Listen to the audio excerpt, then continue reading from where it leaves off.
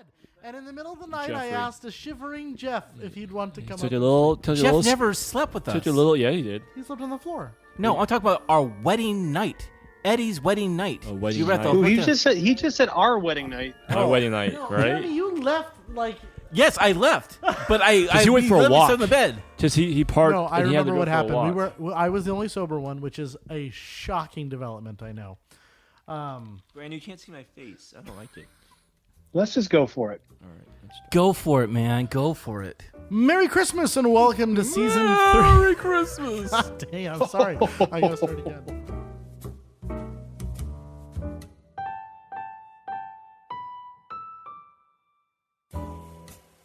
Merry Merry Christmas and welcome to a special episode of season You 3 get a car. of 3.5 You Gentlemen, get a car. the podcast where 3 of the 4 hosts provide a refined and intellectual analysis of movies from our private collections, and one of us tries desperately to keep up. We'll let you decide. Obviously, which that host is Sean right which, now. Sean. But for now, my name is Sean, and with me, as always, are my jolly co-hosts, Jeremiah, What up, you les incompetent? Eddie, Merry Christmas, you filthy animal. and Brandon. Sean, look what you did, you little jerk. We're taking a small break from our 2000 selections Fuller, go easy on the Pepsi. in season 3 with our picks, and we're bringing you a Christmas movie. As with every review, we give our goals to answer one simple question: how many drinks does it take to get through the film we've just watched? At the end of the podcast, we'll rate the movie based on a scale of 0 to 5. 0 is the perfect film that you can watch stone cold sober, and 5 being the sort of film that shoots you in the nuts with a pellet gun. Oh, Ouch.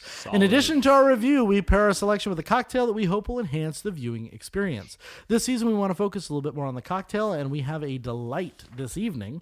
So please feel free to shake, stir, or mix the cocktail that we've chosen and settle in for what we hope will be an engaging review. With that, what movie do we have bringing in the Yuletide this evening, gentlemen? Well, tonight we have a Christmas entry, and honestly, it's a movie that I am very, very surprised it's taken us this long to do, and that is 1990's Home Alone. This Yes. John Hughes written, Christopher Columbus directed Christmas masterpiece is rated a 7.6 on Staggeringly IMDb. low. Which I believe is staggeringly low, as my script says, and a critic score of 66%, Wow. and a much more appropriate audience score of critics, man. 80% Critics don't know on shit, Rotten man. Tomatoes. Critics don't Fucking know critics. shit. They talked about Eternals being this great movie. I finally saw it. That is the biggest steaming pile of Marvel dog shit So, I've seen since I haven't Captain seen Marvel. it. I haven't seen it. Oh, it's terrible. I haven't seen it. Well, in case you were wondering, this story is about a bratty 8-year-old Kevin McAllister. Was he played really a by brat? honestly, the one and only Macaulay Culkin, Yes. who acts out the night before a family trip to Paris. His mother, Catherine O'Hara, really the one and only Catherine O'Hara, Oh, also, Catherine O'Hara is just gotta love fabulous. her, makes him sleep in the attic after the McAllisters Hell of a mistakenly move by leave them for the airport and Paris without Kevin. Eddie, shut up. Sorry. He awakens to an empty house and assumes his wish to have no family has come true. But his excitement sours when he realizes that 2 conmen, played by Joe Pesci and Daniel Stern, respectively, Amazing. I love plan Daniel to Stern. rob... Me too.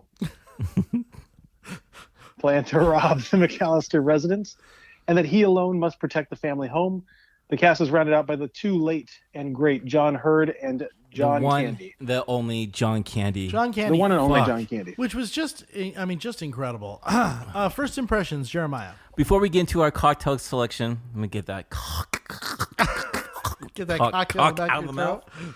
Before we get into our cocktail selection, we need to talk about whose film this is, and additionally, what our initial impressions of the movie were before sitting down to watch it. Since this is a group pick, I think Brandon should go first. Ooh, Brandon, Brandon. tell me about it.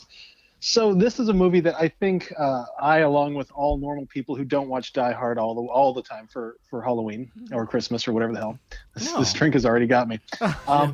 Watch Lethal Anyway, this is a freaking Christmas movie of all Christmas movies. I don't even know and remember the first time I saw it, but I mean, I had to be little. It came out when I was 5, so I'm guessing I saw it when I was 5. But it's a movie that I think is iconic to childhood. And it doesn't matter how old you were in 1990 when this came out. It just reminds you of a better, happier time. Even though coming back and revisiting this movie, there's a lot of flaws at it. But at the same time, there's sometimes movies that transcend the flaws and you can just forgive it because it's just a damn good fun watch. And I think that's definitely what we have here. So I was excited to come back to it. I watched it for the first time in a couple of years last year. And then watching it again this year, It was just a lot of fun to watch. So thank you guys for going along with this group pick. Eddie, what do you think? I was also really, really excited. This is a movie that I know both my young boys, we watch it every Christmas time, even before Christmas. It's a movie that we watch about 3 times a year. And I'll probably watch it a couple more times into this year. They really enjoy this one and Home Alone 2. Lost in New York. Yeah, so How do you get lost in New York? It's a great baby. They really enjoy this movie a little bit more better because they just laugh at all the scenes, and it's just one of those movies that I enjoy watching with the family, and it just brings back happy memories. There's not a bad part of this movie that makes me think. It's hard for me to pick apart this movie as I was trying to do it today, but I was really, really excited to watch this movie. I'm as loud as I could be right now. Sorry. Okay, so I'll take my first impression. So I've watched this movie every year without fail since 1990, honestly. And it's always the So one. that would be 31 times. Yeah, Sean. 31 times. I probably watched it 31 times. Good job. Yeah. But you're 36. I'm not 36. I'm 35, bro. He's talking Made about you think about it. I did. You asshole. Anyway, so I remember really enjoying the from a kid perspective, the being home alone and like fighting off the bad guys, protecting your castle, and It's all almost like that you kind of wanted stuff. it. I used to And play then the as I- Super Nintendo game, actually, Home Alone. Oh, yeah. And then as I got older, though, what's really funny is last like probably 3 or 4 years, I started identifying with the Panic of the Parents. So a whole new movie has emerged. But very Eddie, exciting. honestly, he identifies with the 2 burglars. I recently did that. I was like, this is what they did wrong. Yeah. I mean, leave a calling card. Are you an idiot? Jeremiah, take us home. I actually remember seeing this movie in the theaters not once but like 3 times. I literally remember going through different occasions. I even like just being in the theaters and laughing my ass off, and that's my first impression of the movie. This is probably hands down my favorite Christmas movie. Like you guys all say, every time I think about this movie, there's a lot of flaws to it. Don't get me wrong. But it's such a good family fucking fun movie. I every time we watch this movie, and it's just not me or Eddie or his sons or like, my family or anything, we all get together and just watch a film. We just watch this film. So it's just like, such a tradition. What the fuck, yo? Well, if we're gonna start that, Eddie, favorite Christmas movie? Ooh, this is. I have to say, it's between this and one other movie. What was the other movie? I can't tell you yet. Okay, Brandon, favorite Christmas movie? That's easy, but you're all going to make fun of it. So Well, we make fun of you anyway because you have terrible taste in movies. So It's Muppet Christmas. of course it is with John. God. You said Oh, that God. on the freaking Dark Knight. Yeah. podcast. Michael Goddamn King. No one didn't like Lethal Weapon. That's a Christmas movie, guys. For me, it's this or it's Santa Claus. With Oh, Tim okay. Allen. Well, Santa Claus is Santa great. Claus is classic. Yeah, I'm a Santa huge fan of White Christmas. That's my favorite Christmas movie. You know of what, all Sean? 9 out of 10 That times doesn't- I'd be like, "Get the fuck, come that doesn't on." Here's a surprise 50s me. movie. So I made, but I yeah. like the fucking movie. I forced Jeremiah to watch it one time, and it's a great fucking movie. I enjoyed Bing it. Crosby, great music, Rosemary Clooney. Can we talk about this movie, please? Yeah. Okay. Eddie, take us through the cocktail. As we mentioned earlier, with each movie, we try to pair the tone, feel, and the overall impact of the story with a cocktail. This season, we really wanted to stress the cocktail and more and how it links up to the movie selection. Everyone who listens knows that when we finally watch a Bond movie, we'll pair a vodka martini. We are gonna watch a Bond movie. I shaken, swear not to. stirred, with a lemon peel. Every week I say it. Every But week. tonight's cocktail was So, chosen by the have to watch group, one. James Bond. so Jeremiah Bond will be taking us through the cocktail. Jeremiah. Hi. No. Tonight's cocktail is the Les Incompetent, a twist She's of a such classic. bitch when she says that. Yeah, she is, What the dude. French say, Les Incompetent. Les She's like, Incompetents. "Oh, what?" And she just turned She away. was. Anyways, it's a twist of a classic French cocktail that the drink actually combines a cognac, Grand Marnier, Grand Marnier. okay, a Grand Marnier, a sweet vermouth, and after Vermouth. no, it's vermouth. Vermouth. I was I going to say got that. Vermont, so it's okay. Let's keep going. And after a few of these, you will be definitely be les incompetents. The garnish to this cocktail with cranberries, a cinnamon stick, and other Christmas garnish, and serve it in a good old-fashioned. Mistletoe. I'm excited. No, mistletoe is poisonous. I'm excited for this drink. Yeah. No, me too. Eddie, So, I'll give you a mistletoe. complete recipe, visit our website at thegentlemanpodcast.com or on our Instagram page at the.gentlemanpodcast. The Dot means a lot. Cheers, gentlemen. Let's try this holiday explosion. Let's meet. Oh, Jer, I see you with the pinky up. Is it the cinnamon stick? No, that's not etiquette. I shouldn't be doing that. Actually, that's not classy. So I was told that.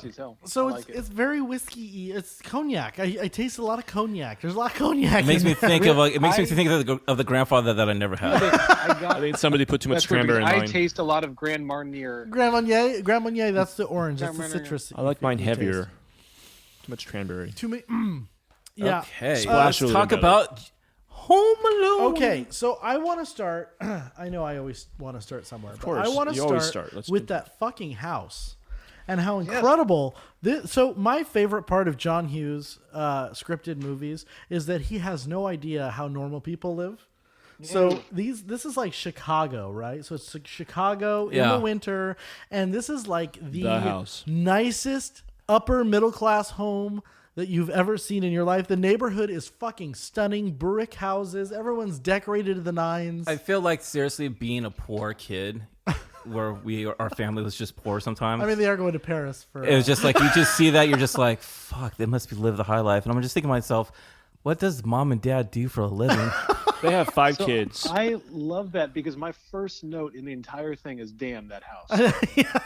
And so I don't know if anyone else saw this, but the wallpaper and the colors were so our childhood, right? The maroons and the dark greens and It was very it's a totally Christmassy house, absolutely. But it's also, a very house from the 90s. When you think of a house from the 90s, it's this house that sticks out into my head of all movies. I think of that house. that and Father of the Bride house. Oh, very To me, much, those are the yeah. two. But like when I was a kid, I remember that blue wallpaper, like blue carpet. Everything was like blues and pinks and whites. Green carpet. Yeah, green, navy, navy green, like a forest green, like a dark green, like the curtains behind you. Like what was like your green. holiday experience like? Because the house was going ape shit and whatnot. I mean, did you guys ever experience that? You know, No, regarding not like a that. lot of people in your house. You know, one No, time it was our house, always one time just- our family was like a not brothel, but a hostel and shit. Wow. Jeez, brother. Yeah, they were not practicing prostitution for Christmas. Honestly, Thank you what very happened, much. people would come over and be like, "Where's Eddie?" And they're like, "Oh, upstairs. He'll be down in 5." He's with cousin Miranda. Miranda. No, so my childhood was filled with my parents do Christmas big. Like my family, we're how do I say it? We decorate a lot. We're into Yes. Get on your freaking tradition. house. Shush. Yeah. I We decorated do my a house lot. this year We do a lot of work. But we really have never had that big of a family. Like we always have a big Christmas morning or Christmas day, but Christmas Eve is always like grandparents and maybe my cousins, but not many more people than like 10, 20 at most. I never experienced like just an insane chaos house full of kids ever in my life. Yeah, no, I've that never- never happened with me. No. I've never experienced Christmas where the whole block pretty much goes on vacation. That's what happens here, right? And like everyone just disappears. Well, Chicago, everyone gets the fuck out of Chicago for Christmas because it's 4 degrees. Yeah, but they You go know to that house is Paris. like 2.1 million or some shit like that. That house is like so like expensive and shit It's now. crazy. Oh yeah, It's fucking but crazy. now yo. it's probably like 6. Yeah. Yeah, but going back though, like what's really funny is now that I'm an adult, we have more crazy Christmas Eves and Christmas days than we've ever had in the past. Like with my family, because we invite like friends over, and it's totally It's like different. that. Like when Well, we that's had. because, Sean, you've grown into your whiskey. That's and true. Your, But like a your- couple of years ago, remember Brandon when we had all the kids for New Year's Eve? Yes. And that it was was like fun, dude. it was like there was like 20. We played games. Can like we do that that's again, Brandon? way crazier than anything I did when I was a kid. In So, case you're wondering, Eddie is god awful at Pictionary. yeah, well, you know. Unless it was a snake, he wasn't going to draw it. It wasn't a snake. So let's talk about John Williams' score actually, because I feel like this is kind of one of his underrated scores. I love the opening like title theme of Home Alone, where it sounds like this small little creature mouse like going into the house and whatnot. What do you guys think of it, man? Well, it almost gives you I think he uses the bells really well because he's really just capturing that Christmas feel. And yeah, Sean, we give you a shit, but it is based off of the Nutcracker Suite, and we hear that. And to me, it almost has become canon Christmas music, right? Like I don't necessarily associate it with Home Alone. I associate it with Christmas, and I think that's just a testament to John Williams and what he does. He was able to set up that song really perfectly with the movie. Just instantly, that movie, you had the idea what was going to happen without even watching the movie. Yeah. That It says brought something. you into Christmas instantly. Yeah. And what I will say, so every musician or what do you call them, a composer has their like trademark, right? So you've got Howard Shore uses a lot of horns, very deep blasting horns. Hans Zimmer uses a lot of blasting horns. Low reverberating horns. So it's different. John Williams loves strings, flutes, and bells. And for me, if you really listen to this soundtrack, it's all strings, flutes, and bells. It's all this light, like snow falling, mice creeping through the, like you said, Mice creeping through the house. Yes. Like it feels so magical and mystical. And actually, what's really funny is I'm watching this movie and listening to it, and I'm like, oh, Harry Potter. Like it literally sounds It has like a you Harry can Potter feel that vibe. Harry Potter magic. Harry Potter vibe. Hook. Like you can hear all of the kids' whimsy in all of these different scores. They just explode. So like when you hear this song, like when you actually just put the movie on, and if you have it on TBS or some shit like that, I guarantee when you hear the theme of the song, you're like, oh, that's Home Alone. So, what is it? Kevin McAllister. Yes, He's the the main youngest, right? He is the the family. He's the youngest of his family, Yes. but not the young. Oh, and But I want to Fuller's talk about is his Fuller. cousin. Don't let me forget about Fuller is his cousin. Fuller, go easy on the Yeah. Pepsi. Fuller is the cousin. Yeah, so Kevin's Is the he? baby. But is the cousin an only cousin? Like, is he a single? Because I feel like No, Fuller. There was like four- 3 different families there. And it four. was not Four- clear who belonged to who. It was so confusing. I was trying to. I still to this day, I'm like, okay, who is Kevin's? I know his brother, Buzz. and then he has 2 sisters. So there Yeah, was there he's got- was Oh, five the- McAllisters? All the other 5. He has 2 brothers and 2 He's sisters. the fourth. No, he doesn't have. There's 5 altogether. There's 5 altogether. Because you saw Kevin put up the Christmas stockings. There was 5 stockings and 2 adult stockings. Altogether 7. Yeah, and he also because there's the Buzz, and then there's the other redhead kid that from Pete and Pete's Adventure from So Nickelodeon. that's his brother. Yeah, But he's not. Is he a brother? I don't know. That's the thing. well, I don't know. They all look like I different thought- kids. I thought there was 3 girls in Kevin and Buzz. No, The the oldest that girl, matters is I the know who good-looking the one parents are. that I know everyone saw at one point. the one that miscounted. so let's talk about the mom and father. You know, John Hurd and the one and only Catherine O'Hara. She was just. What don't I you love just feel like she's such a good mother? I mean, not a good mother, but what just I love about this is one of her first times that I think she. he means like a good mother actress. Okay. Yeah, That's what I I'm meant saying to is say. She forgot her this is one son. of our first- yeah. But this is one of our first times that we see her ever really as a normal, straight-laced character. She's not playing somebody eccentric. She's not, chick freak or anything like that. She's just playing a normal character, which is weird because I think that this is kind of almost in a lot of ways her iconic role that most people, maybe if you say name a Catherine O'Hara movie, they're going to say Home Alone, which is weird because she's Mighty so damn Wind. good at everything she does. Best in Show. She was in Beetlejuice, right? Yeah, Beetlejuice. Beetlejuice. Yeah. Right. No, she does. She does She's so different. much stuff. But She at the can. same She time, has a I think very that wide variety that of iconic- movies. Yeah. Yeah, but that iconic scream of Kevin in the airplane, right? That's what we all remember her as doing. See, and I think it goes deeper than that. I think she resonated 90s mom. And maybe for She us is. Yeah. for us it means something different because that's our era of living. All But those shoulder pads, am I right? right, but I feel like she was all our mom. Like when she realized what she had done, left her baby at home, that whole process of getting back to Chicago was the most hilarious / relatable experience. I never. It is- I never really enjoyed watching the How She Got Back Home until recently. I'm like, You're right. I just was like, oh it yeah, hits different, it's right? different now. Yeah, This especially movie being does a do that. parent and even just seeing it as an adult. I mean, it was just kind of funny, like to see what she had to go through, like and just. I mean, she find a was way- selling her diamonds. She Yeah. was selling her. If I have to sell my soul to the devil himself, I can do it. So I've got a question. How long about the was dad, Kevin though? alone? Was it just 2 days? No, I 3. think say it was it was like 3 or 4 days. Yeah, 3 or 4. 4 days. Yeah. Well, that's what I thought, but then I started kind of piecing it together. And I Well, feel think like about it was this. So only the 2 days. the flight to Paris would have taken probably no. That's a That's 9 8:15. hours from. That's got to be longer than 9 You hours. go across No, it's 9 go hours across from- the pond. Well, he's gonna look it up right now. He's looking it from up. California to Paris. Have you been to Paris, Brandon? I have. From Chicago to Paris God. You're is 7 hours. fuck. Wait, it's not. Wait, it's not. It's not. Wait, I'm sorry. I'm looking at economy tickets. It's 8 hours. 8 hours. Good job, Brandon. Okay, I so was right. so she gets all. So no, you said 7 hours, so you're wrong. So she gets all. So they leave him. That's 8 hours there, 8 hours back. So that's 16 hours. No, 16 because hours. she actually went to Texas. She went to Dallas. To she goes to Paris, St. to Louis. She went to Texas, Strand. Scranton, Strand. Grant, Pennsylvania. Yeah. Yeah, so she's traveled Let's pretty much just everywhere. give it a 4. Let's give it 4 days. Plus, I think there was a day in Paris. I feel like she couldn't get She out till the ran next around, day. yeah. So 8 hours there plus 24 plus 8.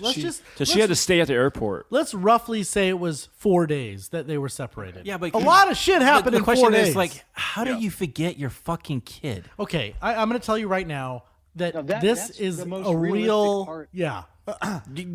What? Let me tell you a story. Let me tell you a fucking story. Okay.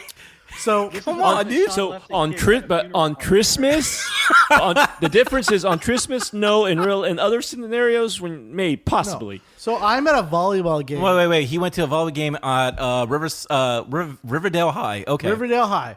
I'm there. My sister finishes her volleyball game, takes my sister, gets into the car, and I'm looking around, and I'm like, Oh, they left you. they left me. They left me. And I'm like, okay. How old were you? Want to forget I was probably.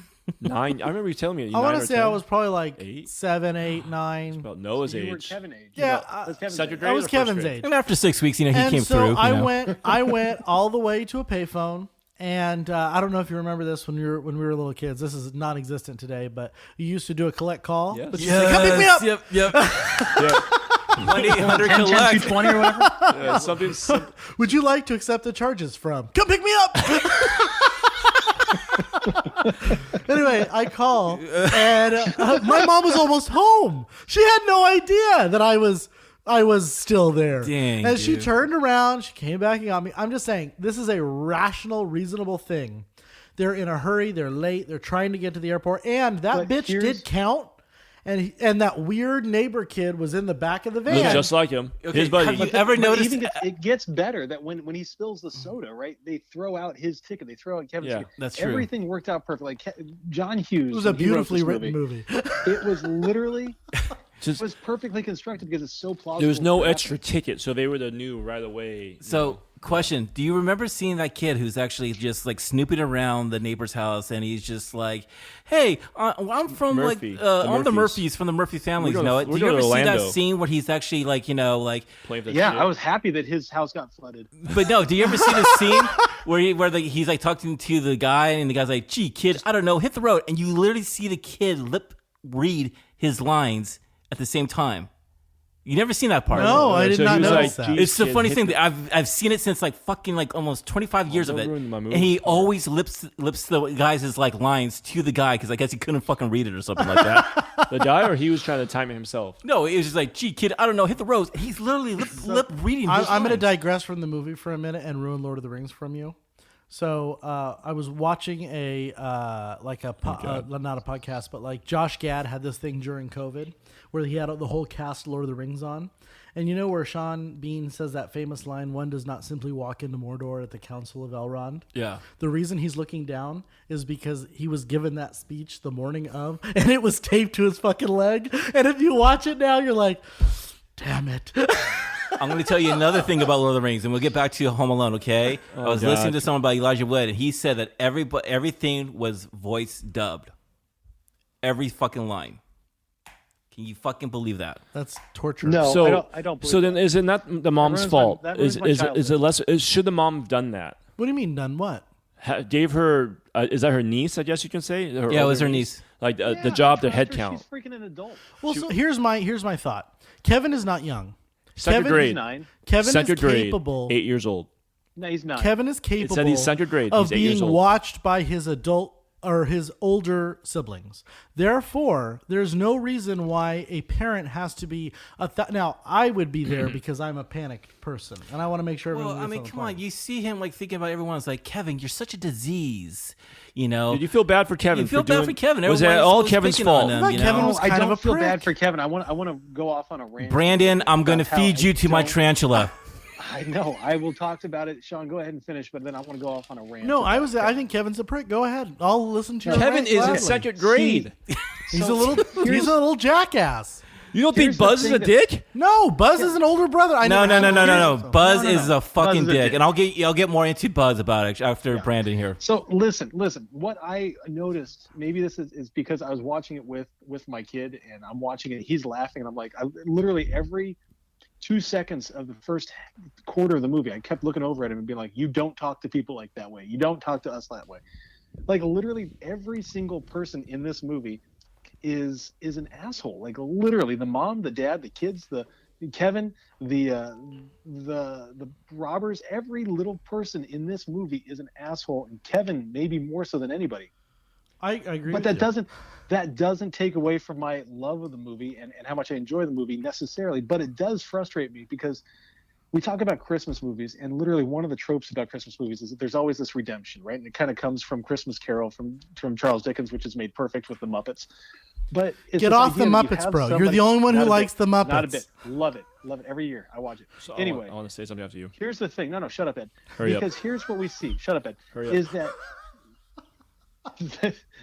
literally there's not a saving character. Now that is something that pisses me off about this movie, and I'm going to talk about it more probably when I score it. but- Excuse me. There is a redemption character. Wow, There's a where redemption did you miss story the arc. part of the movie, yo? But- no, hold on. Sean, Here's you're going to say that when everybody comes home, they all redeem themselves. But guess what? They I'm pat him on not. the head, You're they go wrong. leave The him, redemption they is leave him. Roberts Blossoms as Marley, old man Marley. Yes. Who has the total redemption of being this Okay, evil. I'm sorry. Yes. None of the McAllisters are redeemed. That's not what at you all. said. Now you're changing the goalpost. Now you're You're right. changing I'm what we're sorry. talking about. By the way, can we get off on that tangent? Because goddamn, I love Old Man Marley. He's the best character ever. Which gets me then into John Hughes, and I'm just going to go down this rabbit hole. John Hughes is one of my favorite writers because he takes the most illogical. You mentioned it with this idea that he doesn't know how real people live in Chicago, or no real people live anywhere. But it's this idea. Right, I wrote it down in my notes. I said he's the king if it doesn't work in real life, but it's so damn fun, so let's watch it. Right? You know how you And- got this movie done, right? You know how you came up with the concept of the movie. Go wait, ahead. I did hear. No shit. I read that yesterday, but I forgot. What was it? So basically, Oh, he yeah. was doing Uncle Buck with John Candy, and there's this That's right. scene where, like, Macaulay Culkin's the character is by himself, and he's waiting right next to the door with like kind of the flip open of the envelope thing, and then right there and then there's a scene where he keeps looking up, and someone's like waiting for him to get in or something like that, and he notices like there's three people, but it's like his imagination, and right there and then it was like that's Home Alone right there, and that's how you got that fucking idea. So what I love about John Hughes, and Remember that movie, I Uncle swear, you Buck? go through every single one of his movies, and it's slapstick, it's stupid, it doesn't make a whole lot of sense. You laugh, and then it has some kind of serious, overly, almost melodramatic moment that just hits us in the heart, right? It's got Marley in this an one. underpinning of adult problems and kids' problems colliding, or not problems, Yeah. but they're learning at the same rate, Yeah. and you realize that both adults and kids are going through the same struggle, just different stories. Yeah, So- especially so in that have- church scene. Exactly. That's one of the best scenes I think in any Christmas movie, literally at all. It's the conversation between Marley and Kevin. It's beautiful. And it But hits I gotta so ask, much harder. Hold on, I want to explore that for just a Yeah. second. I'm sorry to interrupt you, but That's good.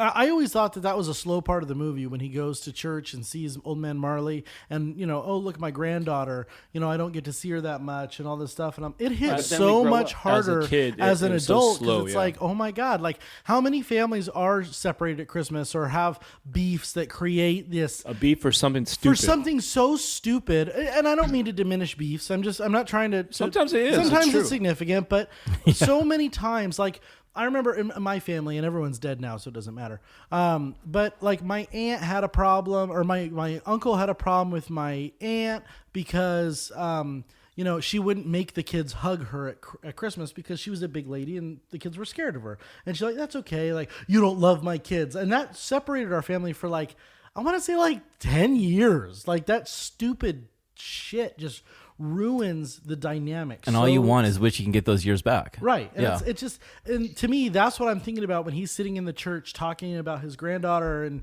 talking about all these things. And it's like, if people would just get out of their own way and get rid of their pride and get rid of their stupidity, they'd be able to have a lot more fulfilling and satisfying life. But jumping off of that, what makes it so good in the movie, so good, is that it shows that all it takes is a phone call, right? By the end of the movie, he made that phone call. and all was forgiven, or maybe not all was forgiven, but we made steps towards that. And he's hugging his granddaughter, and he's walking them back to his house. And through It's the a eyes of a beautiful child, moment. it's like, hey, stupid, just perfect. do this. Like, hey, just do this. Like, what do you have to lose? This movie shows beautiful. so- This movie shows really good values about family. It's really about family with Christmas, or who you need to be around with during the holidays. And it comes down to this kid, who is in second grade. He goes from pretty much like telling his parent mom to I want no family, disappearing. And then he instantly realizes on day 2, pretty much, he went through a couple days being alone. You kind of saw Or is it day 4? no, around day 2, there was a time where he's sitting in the bed where he's just like, I'm alone right now, and this kind of blows. This sucks. It took him only about a day and a half to realize this, and then he started realizing right away is like it's about family for during the holidays, settle your beef now because That's the underpinning theme, I think. That's why this movie lasts. Because you look at this movie, and it's not about a little kid who takes vengeance out on Joe Pesci. And he Daniel really Stern. thought he made his family disappear, and he was so sad. Right. At first, like you said, he was excited. He had all that ice cream. I'm watching. What did he say? Hey Buzz, I'm Watching dirty bad movies, dirty robbers. yeah. And eating better ice come out cream. and get me. You better come out and pound me. Yeah, pound me, yeah. But I think that's hitting though what John Hughes does the best. And I don't know if you guys have seen, but my favorite John Hughes movie is Planes, Trains, and Automobiles. I don't know if you guys know that one. I have or not seen that that one. one. Well, no, I thought that was So- supposed to be our next holiday movie. Sean, you got to promise me that you're going to watch Planes, Trains, and Automobiles this Thanksgiving. So after watching Only Murders in the Building, I've rediscovered Steve Martin. Super excited to watch him in some of his older stuff. Sean, you Promise- mentioned it. He Sean, mentioned that. Piggyback, Sean. That's probably hands down one of the best series I've seen all year. That was a great fucking. Oh, Only Murders in the Building. It's so was fucking great. fantastic. Still gotta see it. Oh my god. Oh my god. Brandon, It was awesome. You know, I will go agree. ahead. I will go out on a limb, and I will say that it was top 5 in last 5 years by far. I It know was you were so saying good. that in the text. And I disagree. Shit, I got to watch it.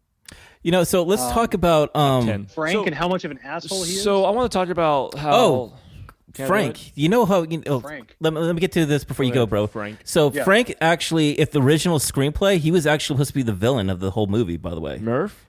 no, Frank, be Uncle Marv. Frank, Uncle Marv. Uncle Frank, No, because Marv was the villain. Marv's the villain, yeah. yeah, because Uncle Frank, if you haven't noticed, he was always short on money. He was always a cheapskate and whatnot. And in the original script, in your purse. he Put 'em in your hired purse. Marv and Harry to go rob his brother and everything like that in the original I would screenplay. love that. I would Of love course, that. you would have ruined a good movie. You like to go, yeah. He's like, let's just make an indie film. Fuck it, let's do it. Have we talked about this on the podcast? But is anyone else super jealous of the fact that they flew first class? The family did. parents? The family. The parents did. Parents did. Well, the kids don't need to fly first class. Who does that? They don't.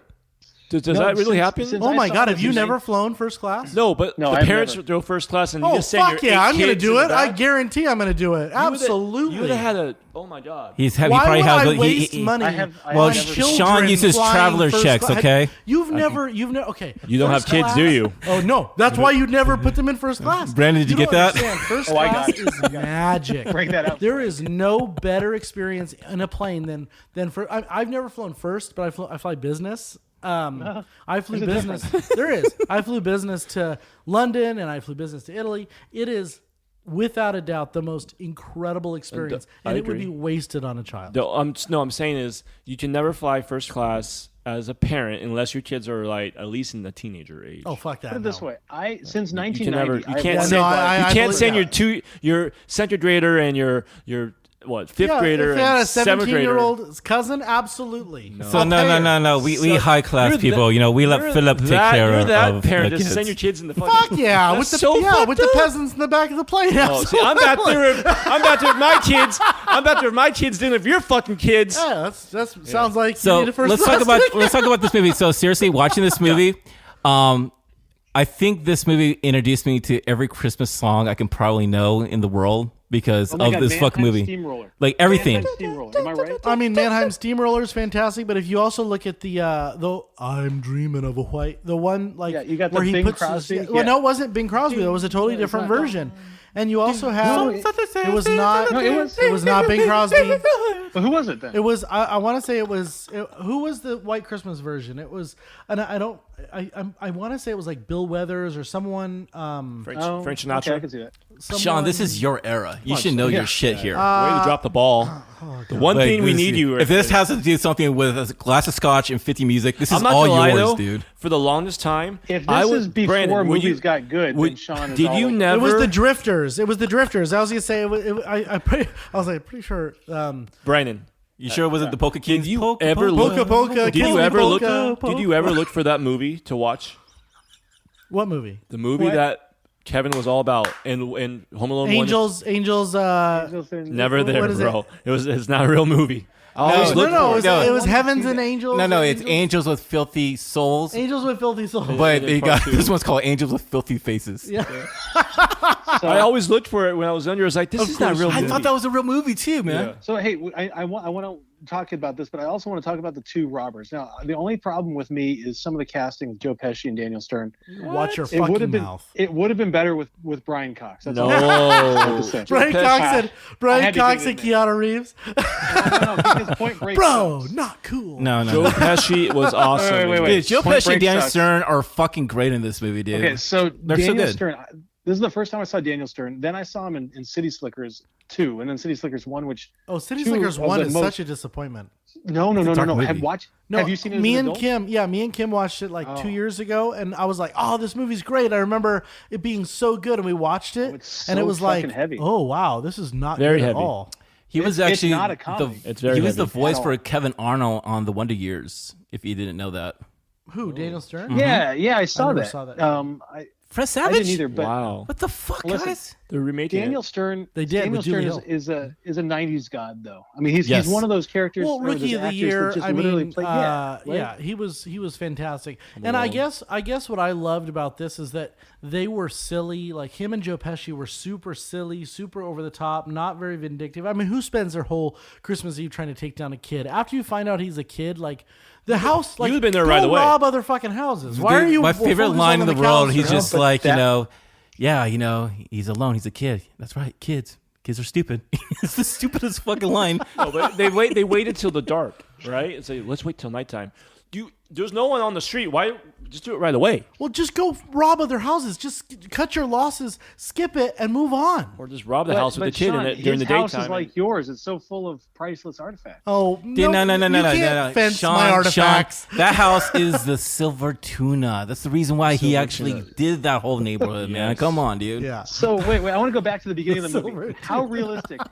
And I know we've already said that this movie is not realistic, but how realistic Yes, it is it is. to have a cop just standing in your foyer for 20 minutes or whatever? Oh, you mean with Nobody- his gold tooth? Well, see, Hello. you don't understand Hello. that. Sean has that on his neighborhood because he lives in the richer area than all of us, but we don't have that. In the it's more expensive No. areas, they have Yes. that. So cops don't come just No, to have actually, that's little not true. comment. Every year we have a cop in our neighborhood named Alfredo, and he comes and does a wellness check on all the houses all the time. Told you. I'm a bougie bitch. I don't know what to tell you. So let's He talk donates- about the he donates police once a year. officers in this movie because seriously, they're some of the worst. Oh my god, when that Cops. cop is eating that donut, has a child ever? Has the child swallow anything poisonous?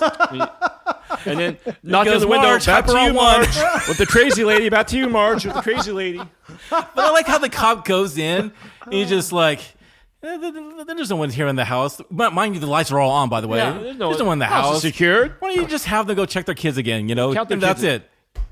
He resolved the problem. Yeah, he knocked like 5 times. There's no one here. So House I looks know, secure. I know that there's a new Home Alone, and I haven't seen it yet. Like literally came out. This Not gonna year, watch but- it. No, you can't. What? How- No. You watch it. No, that's Brandon not, and I that's will not- watch that's it with our kids. No, that's not the point. The point is, I believe this it's called movie, Home Alone, Sweet Home.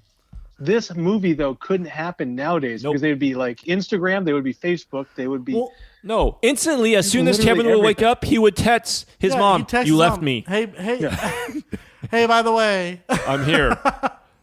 No, you can do something like, there's no internet or something like that. I mean, it's a very simple listen, situation. Well, I and there was a promise power take the outage. I will phone be away. watching. There was a power- Or you take the phone away from your kids for being Yeah, bad. yeah, you got I'm in not gonna lie trouble. though, that's a bold move from the mom, sending your child up in the winter up to the attic to sleep. Why? For grounded, you it's go up to the attic. insulated. No, dude, understand there's we used to 100 get sent- people in the we house. used to get sent to our room all the time. We're like, This is sweet, so- I got all my This stuff is not here. his room. No, it He was got a sent to guest the room. attic. It was a guest room. It was a guest room. He got sent to the Ed, attic. Cinematographically, it makes complete sense. As someone who has an attic, I would send one of my naughty nieces up to That's- the attic. They're just have that damn nightmares. staircase. Your attic is scary. So is your basement. I don't have a basement. I know. Did you know? So let's talk a little bit about the machinations of fear that Macaulay Culkin, that Kevin had. So my favorite part is that he overcomes so much of his his anxiety or his fears over this very short 2-3 day period. Taking a shower by himself. Right, and 4-day period. And he goes into the store by himself. He gets a toothbrush. I'm a felon. I'm a criminal. I mean, one of my favorite scenes in the whole movie, and the one that always resonates with me every holiday, is when he's walking home with his bags and all the stuff comes out the bottom of the bags. Made me laugh. And I'm like, oh, welcome to adulting. You're saying all these great moments and great scenes, and you got to give a lot of prop to Christopher Columbus, man. He knows how to shoot. Just different cool ways of actually capturing the whole moment. I love how the perspective of the film where you see Kevin Macaulay, and you see how the camera is kind of above him, where he's all small and he's insecure, and then you notice in the movie it kind of gets level to him, where he's more strong and he's more confident in everything and everything. You seem like he's more grown and whatnot. And I just like how he knows how to use the camera really well. I mean, he's done it with so many movies.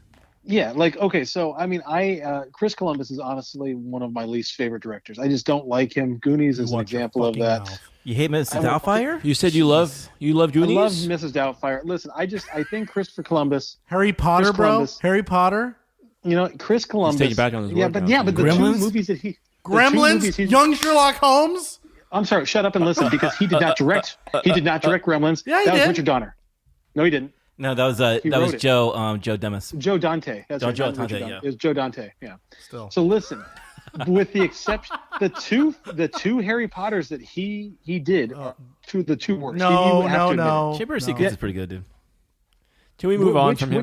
Which ones are worse than 1 and 2? This was I would say 1 is not as bad as 2, and the only one worse than 2 is 5. the best part about this movie is 5 that is the good one. 5 is a good one. Nothing compares to this movie. This movie came out of nowhere with its own story. So which, Eddie, I the would whole, agree with you. This is Chris so Columbus's. unique. This is his masterpiece. Absolutely, 100%. This is the same like Robert Zemeckis had Back to the Future. This hit on all cylinders. It really did, I think, make his career. As a kid, I used to do a map of my house and pretend to have little micro machines out in the living room. Have a string, random string tied. So my dad would trip over that shit. I felt so bad, but I was like, I get one up. Got you. So the first time, I'd taken off probably 5 years from watching this movie. And last year, I watched it for the first time with my kid, and literally for the next 2 months, I had booby traps set up all around the house. And I had to laugh because I remember when I was 6 years old, right? And I was doing the same damn thing. I was like, okay, how can I get this Nerf gun to shoot by itself if somebody pushes this little string? Yes. And the fan, the fan with the cellophane that went in the face, and then he took the cellophane off, and then the fan blew the feathers. I mean, but that's this shit you couldn't make up. It was but who didn't do this stuff when they were kids, or at least who didn't think about this? Still This to is this what day, this though, did. the kids still do it to this day once they watch this movie. My kid's done the same thing like his kid. They set up booby traps. fucking Legos. Nerf guns, Legos, throughout Those everything. fucking things hurt when you step on them. I killed you now, There's dude. nothing more I open up my crippling. bathroom door and I get a Nerf gun straight to the nuts. I don't know how they planned it, but we did it. So two things. One, how many times would these guys have actually died? Because literally, it had to be like They would have been destroyed. Just saying. Yeah. Have Well, you the guys paint seen? can, the iron in the face, The nail in the face. the nail, the BB. The BB would Being have been fine. a blowtorch to your the fucking BB from dome. Oh yeah, the Blank blowtorch, the The blowtorch to the dome. The BB should have went to the eyeball. The Game BB over. It from would've been point done. blank Yes. range would have killed the Once guy. again, why did they keep going? Just turn around and go rob other houses. So have you they've seen guys? the thrills. So if you haven't done it yet, you need to look at Home Alone. I 3? forget what it is, but if you Google like Home Alone with blood or whatever, it shows like what it would look like. They'd have been dead by minute 4. They would have been dead, yeah. But it's basically just it superimposes like blood splurting. It's literally So classic. we're coming to the end here. I want to talk about a couple more things, particularly John Candy, because for such a small role in this film, There is no small role for John Candy. yeah, You know, only, there really there's, isn't. there's only small parts, not small actors. So he to me has some of the greatest lines. And I think all of them are unscripted. I don't think all he actually improvised. had a script. Most when of that he's shit talking is about- improvised. like, have you ever heard of our songs like "Kiss Me Polka," "Polka Polka Polka"? Polka polka. We're very big. I never in paid attention to US, that no, scene we're till very big in recently. I was Shinobi. like, this guy is what the hell? Here's the thing. Sheboygan. We're very big in Sheboygan. Right, very big Sheboygan. What I thought in my mind, right? I remembered him having a more serious role, and it's a lighthearted role.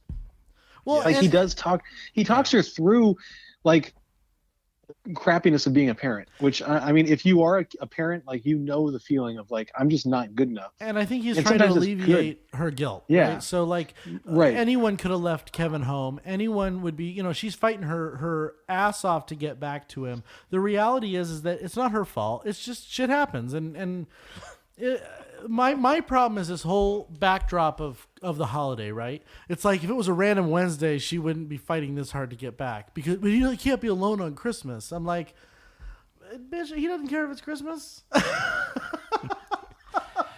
It's the inner story of a mother trying to get to his daughter, and the mother trying to get to his. All I know kid. is on the airplane, what cracked me up was when they were like, she was in shock, and Uncle Frank was like, I understand. I left my glasses too. And everyone just like stops and looks at it. But I love how like at the very end, like Kevin had a pretty good plan. He used the whole house, like he protected the house really well, and he messed up. I feel though. like Eddie still does this. He messed up with going back to. Why not just call 911 at your own house? Why not just tell old man what's his name? Old man Weather. No, old man. Hold on, Marley. Why don't you Marley. just tell old man Marley, Help me like, out. hey, by the way, we're sitting in church. There's two guys that are actually going to rob my house. No, my favorite. Okay, hold on. I've used my favorite like 50 times, but I will say, when he goes back and he makes his mac and cheese and he like sets himself 8:57. this beautiful dinner. Yeah, with milk. And like when they're coming. 3 minutes. You don't make it like 20 minutes early so you can enjoy your mac and cheese. No, seriously, he had like an hour to come up with just. I had that thought literally last night when I It's watched only an hour of his time to he the best. literally got his whole house set up 57 in minutes. that time frame. Yes. And he was able to actually heat up a macaroni and cheese dinner. Why he waited till 8 o'clock to build his little fortress? I mean, that's past my bedtime. I don't know how he did it. I would Just drawing that map would have took me 3 hours. I thought the same thing. I mean, this movie had all the perfect ingredients for a long-lasting film. You've got a great child performance, Macaulay Culkin. We haven't even talked about Kieran Culkin. Dude, he's We haven't funny in even this talked about movie, Macaulay dude. Culkin. Have you- We haven't have- even talked about Macaulay. So let's talk about Fuller for just a second, because does anyone who watched Succession on HBO? Well, yeah, That's his brother? That's Kieran Culkin is in that show. he literally just hosted Saturday Night Live. or is it like, Rory? No, was it Rory? No, or that's Kieran? Karen. That's Kieran. That's Karen. So Kieran, I'm watching an interview with Kieran Culkin, and I think it's when Macaulay was right after this movie. He was hosting SNL, and he was there. Yes, he was. And everyone's celebrating Macaulay Culkin, blah blah blah. And Kieran looks back, and like they're lifting him up on his shoulders, and he goes to Kevin Nealon. He's like, "Hey, Kevin, lift me up." And you see like Kieran Culkin, and he's like, "Yeah," I pumping his arms, and then Kevin Nealon's like, "All right, kid," and just puts him down. Like, yeah, dude, he just like ended up like hosting like last month too, which is kind of like comes full circle. He's a great fucking actor, yo. There's so many good actors in this movie, just great liners, great like just moments in this movie. Like they last forever. I mean, I say things like every time when I get into a fucking situation, I'm like, all right, this is it. Don't get scared now. Like I usually do that whole shit right there with like, what would Kevin McAllister do? What would Kevin McAllister do? This is my house. Is this I fabric must protect softener it. work? WWKMD. This is my house. I must protect it. This is my house. I have to defend it. Man, it's fucking dope, dude. So do you think though, Catherine? I mean, like her husband and the 5 kids ended up walking through the house like 5 minutes Yeah, after if her. they just would have waited to like to get the next flight, they would have just got And there the at the next same day, time. the next day it was super clean. Like the house was perfect. There was no like refuse Right. of Right. all of his booby traps. Like he went home and like Except cleaned in it Buzz's up. room. Except in Just in Buzz's Buzz's room. Dude, Well, fuck Buzz, dude. Seriously, I used to get teased so fucking much by our family.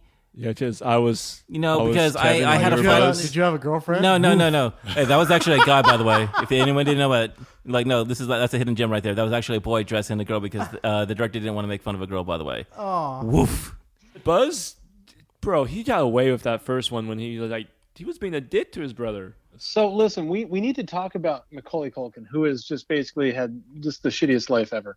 But why has he had a shitty life? Dude, that guy has the best life ever. oh no, he just has gone like literally up and down and up and down and up and down. By Poor guy. choice. No, Most actors. he pretty and much retired when he was 15 years old. Yeah, and he just came back, I think, for American Horror Story. Dude, he has his own Oh, podcast. yeah. He's been on. The Pink Rabbit. No. I'm not saying Bunny now. I'm ears? just saying the guy. Years. I'm just saying the guy had a tough life. But what I do want to talk about is the fact that literally he was like one of the iconic faces of the 90s, right? Oh, yeah. He literally owned the 90s. He was the child actor of the 90s. So besides was this fucking movie and Richie Home Alone Rich, 2, what was the Remember other? He was Richie Rich. Richie No, Rich. he was in a movie. He was also in a movie, great movie with Elijah Wood. The Good Son. The Good Son. When he cusses for the he first was time. he was the bad guy. He was the bad son. He's like, "Don't that movie fuck with still me." scares me this day. I have two sons. I'm like, shit, which one's the bad son? Which So one's the good if you son? look at those child actors though, there's only a couple who've really been able to sustain a career long term. Like I think Elijah Wood. But even Elijah Wood has been hit and miss over his career. And he slow played it. I yeah, feel like he stretched out his movies.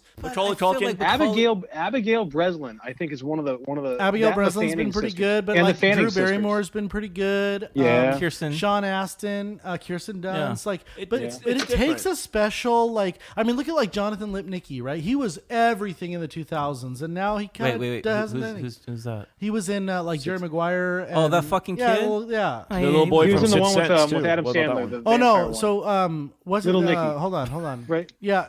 No, Sixth that Sense. was no, that was Spruces, and the Spruces have done good. Oh, Spruce, right, Yeah. right. But no, he was in Little Vampire. That's what it was. Yeah, that's right, Little Vampire. But Yeah. you're talking about The Haley Sixth Joe Osment or Hallie Joe Osment. He Yeah, who has dropped actually no, he they're doing hasn't. well. So- Macaulay Culkin and Joel Osment, they've been doing fucking Yeah, work, dude. Hallie Joe Osment did like secondhand lines, and then he went to college and did some stuff like no acting. But then he's come back and he did a great stint on I want to say it was an HBO show, Silicon Valley, and then he did Yeah, he was. Kaminsky Method, and he's Yeah. done a bunch of really cool stuff on TV. No, Macaulay Entourage, Culkin, too. dude, Entourage, dude, right? Culkin is the shit, dude. Like he Oh, has yeah. he can actually do when he wants to do movies, he'll do it.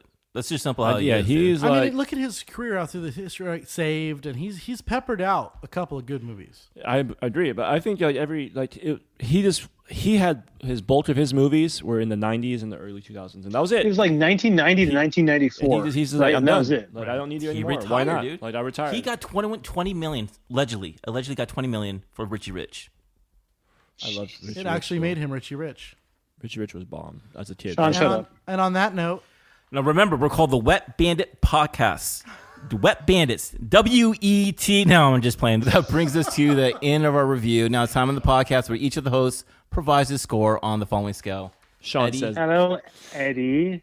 "All right, Can you provide our scale, please? thank you." 0. Let me show you guys how it's done. 0, the perfect movie. You don't need shit Which to enjoy honestly, it. it's interesting that Eddie says this since he says that there is no 0. 1, a filled your first cocktail. 2, a happy buzz. 3, you're gonna Uber or Lyft home. 4, rough morning watch of shame. 5, you black out, shit face, spring break drunk. Gentlemen, Which, by the way, let's I start am with close to right now, and I love you guys. let's start with Brandon. Brandon, Just go I want ahead. to get him out of the way before he Shit, gets. don't start with me. Oh God. Okay, number 1, I am drunk right now. Number 2, I love you guys. Number 3, I love this movie. Right? It's not a perfect movie. It is a movie that conjures up so many different memories that I have from childhood. But I think that we kind of, if anything, we've come to this conclusion today that this is a movie about our childhood. And even if you, I said this in the beginning, but even if you weren't a child in 1990, you still feel this kind of weird sense of nostalgia because of this movie. I think that this movie is a classic in a weird way, right? That it's a movie that it's not just about like, oh, if it's on TBS, I'm going to sit down and watch it. Like, you remember this movie, you remember it viscerally. You can repeat the lines back as they say it, because it's a movie that I think strikes into the core of what it means to just literally be a person, right? It brings in the crazy, it brings in the good, it brings in the bad. It shows us what shitty people look like, and it shows us what good people are. And I don't know. There's something weird about this movie. Like, I wanted to not necessarily like this as much as I always did. I wanted to pick this thing apart. I wanted to find things that I didn't like. And I tried really hard. Like, I wrote down a bunch of notes about how literally the kids are horrible, how Kevin McAllister doesn't deserve a second chance, how, dot, dot, dot, dot, dot. But ultimately, I come back at the end, and when the family returns, and when he turns around, he sees his fucking mom right there. And you're just like, God damn it, go hug her. Right? But he waited for the mom to apologize. Someone's in this Christmas spirit. Make sure he locks the door, by the way. He never locks the door in this movie. Here's what it is, right? I don't like Chris Columbus, right? Right? Oh, she has a key, goddammit. Never locks the door. I don't want to like this movie as much as I do, and I really like. It's not a perfect movie. It's not, even by Eddie's standards, it's not a great movie. But damn it, it's a really, really, really good movie that I can sit down and I can watch. Now, I can't watch it anytime. I need to watch it during the holidays because it's a Christmas movie, 100%. Again, I want to come back to it. Like, I'm watching this movie with my kid, and I'm like, dude, you can't like talk to people like these people do. But John Hughes has a way of just creating jerks and then giving them souls. And I think we saw that in Breakfast Club, and I think we see that in Home Alone. And so I'm going to give this a 1. I'm just going to give it a straight 1. I'm not going to go any kind of weird, crazy numbering system. But I think, honestly, it's a feel-good first cocktail. I wish, and this is the only thing that would take this honest to God through to a 0, is if there was a little bit more decency in some of these characters leading up to the end. And I know that we can argue about the revelation and the change that happens. But honestly, when the whole family leaves the kid at the end, I'm like, oh, you didn't learn anything. I wish that they had just taken him away and he had seen old man Marley with his family, with his mom holding him and hugging him. That would have been perfect. That would have been a 0. It didn't happen. So I'm going to go with a feel-good first cocktail here, which I have more than surpassed. So you want people to be fake? Well, for someone who doesn't like happy endings, he wants a happy ending. Which is that what? Yeah, I'm so confused. I was trying to figure that one out right there. God damn it! You know what? Is this Brandon talking? Brandon's like, you know what would be better is if everyone died at the end. It would be better if everyone just was more real and just be not fake. Sean, I bought you this for Christmas. For those listening at home, he just flipped me off, and I did. And I want to give this. I want to throw this over. I want to throw this over to Jeremiah. Well, I'm going to leave at this note right here. I don't think this is a perfect film. I think it has its flaws. But I still think this is probably the quintessential Christmas spirit movie for me personally. I think it has fun. I think it has beautiful moments. It has memorable characters. It's a movie that gets passed down from generation to generation. I literally was just watching this year. I can watch this movie and put it on anytime if I want to. And I enjoy the shit out of it. I don't need it to be Christmas to watch this movie. That's what I'm trying to say. Yeah. I can watch this movie any fucking time, any day. I remember watching this movie with your sons at my place, and I remember them just like laughing the shit out, just with their hands above the chin. And I remember that's what we were doing when we were little. This movie captures that moment, man, because this film is a part of our lives, and it's going to be there forever. This movie is what Christmas is, and to me, it's my favorite Christmas movie of all time. Again, it's not a perfect. Yeah, it's not a perfect movie, but man, when you watch this, it makes you just think about a time, and it makes you appreciate the love of Christmas and everything like that. So for me, this is a 0.75 for me, guys. This is a half a shot, and then you know what? I'm gonna get a little whiskey, a little like a flask, and so what you're saying is you're gonna lick up the overflow on the bar. Like a jump of eggnog. That sounds good, actually. I'm going to bring it over to my brother from my same mother. Thank you. I'm all empty on this. We didn't even talk about the spider, the last scene with the spider in the face. Oh, when he screams. Wait. Mauve?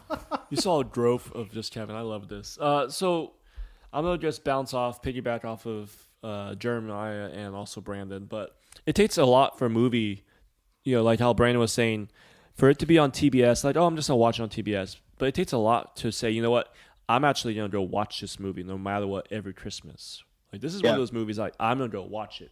So that's like, even what Jeremiah was saying, if it comes on August, if I happen to watch it in October, I'm down. I'm going to watch it. I'm going to enjoy it. Like, I want to, it's a movie that right to this day, my 6-year-old and my 4-year-old, I could put on this movie any time of the year, and they'll just sit down and watch it. Sit down and watch it, dude. And it's kind of funny how that doesn't really happen with a lot of the movies. Most of it's like, cartoon movie and stuff. But for a regular movie, that's hard to do for a child that's made in 1990. So that just alone, it says a lot about this movie. It has its little, it's like one of those movies like Back to the Future. You can pick apart little pieces. But overall, like, that's the best part about this movie. Like, this movie fit in its right timeline. I mean, nowadays, it will be really hard to make. A lot of stuff will have to be done for a child to be left at home. CPS will probably be called right away as well. But overall, I love this movie. And it's hard not to... it's not my perfect movie. Is there? There is no perfect movie. I'm not according to that's a different conversation we have offline. So we'll talk about that later. If you want to see my other podcast on the side, thereisnoperfectmovie.com. Actually, if you just want to listen to A Perks of Being a Wildflower, there is a perfect movie. I was drunk. I didn't know what I was doing. Okay? Oh my God, after all this, he gave a 0? He texted me that whole time. Afterwards, he said, you gave a 0 already. He was like, fuck. Oh, that anyways, makes it better. I know. Anyways, going back to my part. Everyone shut up. This movie, I mean, there's not many characters in it, but you saw a growth in Kevin, and we all could look at Kevin in different areas of our lives, even the parents, but we can see memories, and even to this day, everyone could like pick apart a memory they have, or even to this day, I could just watch it and just be alone, or I could watch it with my kids. I could watch it with my wife. That says a lot for me. And I mean, I enjoy this movie. I'm trying to find a story of this movie that represents my love for this, but I'm going to try to go with Jeremiah's story of a 0.75, just below a shot, right? Just below a feel-good first shot. Just above a shot. Just above a shot. Below drink. Full, yeah. Below full drink. A full drink, yeah. Just so... 0.75. Dude, I agree, man. Like, this is the movie that, you gather around the telly and you just watch it because this is a movie that just lasts forever. Yeah, I'm giving it a 0.75. Sean, round it out. All right. So I look back at film, right? So the mandate of the podcast is to look at how movies basically impact cinema. Mm-hmm. And I look back at movies with kids and different scenes in movies that are like, if you did a reel of iconic scenes or shots from movies, what would come to mind? Indiana Jones replacing the idol, Indiana Jones running away from the ball, Han Solo frozen in kryptonite. And then you get into the more 80s movies with, what's his name, raising his hand at the end of the Breakfast Club. Breakfast Club. John Cusack with the boombox, Say Anything, and Clueless in that wonderful yellow outfit. You have these indelible images in your mind of these movies that no matter how many times you've watched the movie or how old the movie is, those memories just kind of, they stick with you. And from this movie, I think you have like 3 or 4. You have the moment where he puts his hands on his cheeks with the aftershave and screams. You have the old man shoveling the snow and hearing the story about how he killed his whole family. You have, I think, the tarantula, and then you have the scene with Buzz. At the very beginning of the movie, I think these scenes they seem to stick with you. And that is why this movie stays, because not only does it have these great iconic moments, but it also has great stories and great characters, and it has this developmental story that isn't just about a kid defending his home. It's about growth and about change and about becoming, kind of moving from adolescence into a little bit more of a mature state of mind. Mm-hmm. I think that those elements of the movie make it last forever. Like, this movie you can watch in 20 years and you're still going to get the same feelings. You're still going to get the same indelible moments. And it's going to shape another generation of kids, not just us, not just, your kids, but the next generation of kids. When Noah has, kids, he's going to sit down and watch Home Alone, and they're going to have the same feelings that we have. And I think that's powerful. I do think that the movie fails in a couple of areas, but the failures don't matter because they're eclipsed by some really iconic scenes, the laughs. there's nothing in this movie that I could point to. I hated that. Nothing. Not one thing. I agree. There's things that I could point to and go, I wish they had done it different, or I wish they had done it better. But it's eclipsed by great performances and great lines and great scenes. So I'm kind of with you guys. I don't want to score it so low that it's kind of ridiculous on our scale, but I feel like this movie deserves, I think it's better than a 0.75. I do. I think it's better than Elf. You got to like not focus on that. You got to figure out how the thing is, how you feel. What does it feel to you? It feels like a shot. It feels like a 0.5 for me. I think that if you're going to look at the pantheon of Christmas movies, this is top 5. If you look at the pantheon of child acting movies, this is top 5. If you look at, I look at Stand By Me. I look at all these different movies with child actors. There's no one performance that's better than Macaulay Culkin. No, I agree with you 100%. So absolutely. I'm gonna give it a shot. I'm gonna give it a 0.5. And when we combine those scores and divide by 4, what does Home Alone get an average rating of? It gives us an average of 0.75. Thank you, Brandon, for doing the math. And Jeremiah, 0.75. Which is new. We don't have any. We don't have a 0.75. Wait, what is it again? 0.75. This is our first point. This is our first 0.75. This is between Remember the Titans at a 0.71 and it beats The Shining at a 0.81. Okay. So Sean, go ahead and say it. I think that's where it deserves to be because that's what you say every single 2 weeks. You know, I'm gonna think.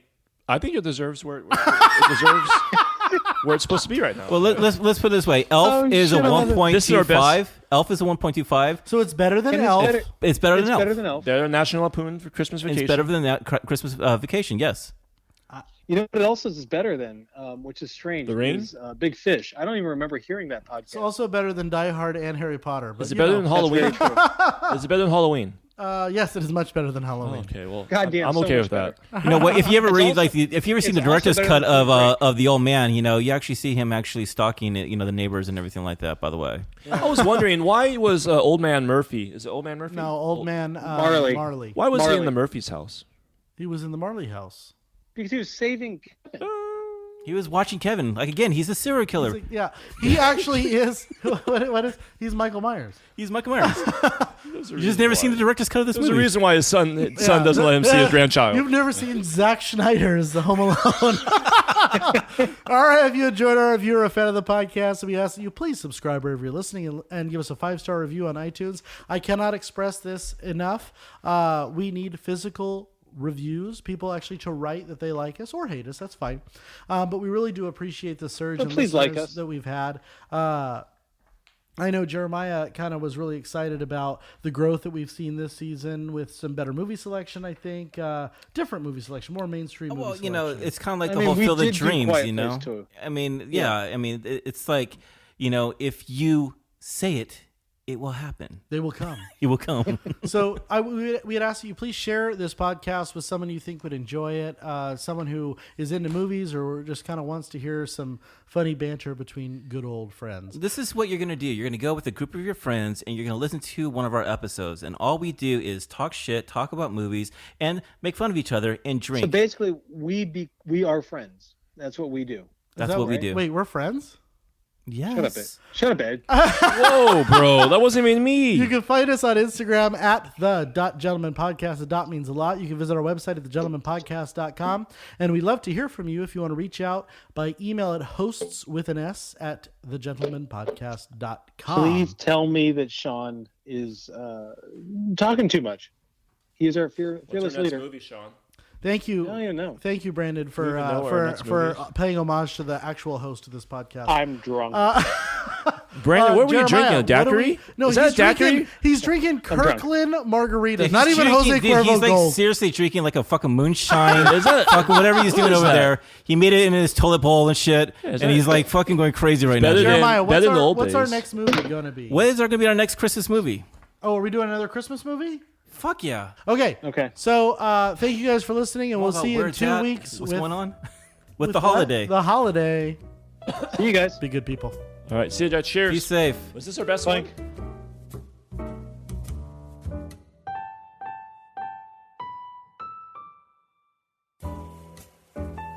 Merry we're Christmas, gonna have you one more. filthy animals. We could do Home Alone 2, one by more. the way. I gotta be honest. That was like literally one of our best ones. Hey, Brandon, you know how I say it fits on the list every time? You fucking say that every time. I know. I have to put it in.